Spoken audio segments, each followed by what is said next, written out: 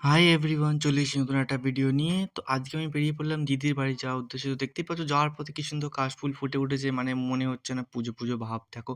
কিন্তু আরেকদিকে দেখতে পাচ্ছি যে দেখো আকাশে কি মেঘের অবস্থা। তো যাই হোক, আমি জানি না রাস্তায় বৃষ্টি পাবো কিনা। অ্যান্ড যার জন্য আমাকে তাড়াতাড়ি যেতে হবে হচ্ছে পেট্রোল পাম্পে প্রথমে, কারণ আমার গাড়িতে তেল একদম নেই। তো প্রথমে পেট্রোল পাম্পে যাব, ওখান থেকে তেলটা নেব। তারপরে দেখতে পাচ্ছ বাঁদিকে পেট্রোল পাম্পটা আছে, এইচপি।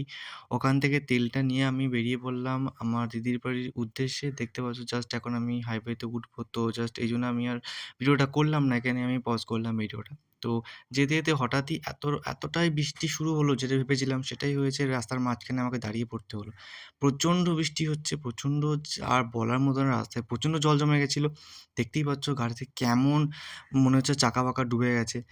প্রায় 40 থেকে 45 মিনিট বৃষ্টি হচ্ছিল, তাই আমি ওখানে প্রায় দাঁড়িয়েছিলাম ততক্ষণ পর্যন্তই। দেখো কি অবস্থা। তারপরে কিছুক্ষণ পর দেখলাম যে দীঘার থেকে বাস আসছে, মানে দীঘাতে যে বাসগুলো যায় আমাদের এখান থেকে, যে বাসগুলো যায় দেখতে পাচ্ছ যে বেরিয়ে গেল সন্তোষের বাসটা, ফিরছে। তো যাই হোক, আমি এখানে অপেক্ষাই করছিলাম, কিন্তু কিছুক্ষণ পর বৃষ্টিটা কমে যাওয়াতে আমি বেরিয়ে গেলাম। তো দেখা হচ্ছে পরের ভিডিওতে গাইস।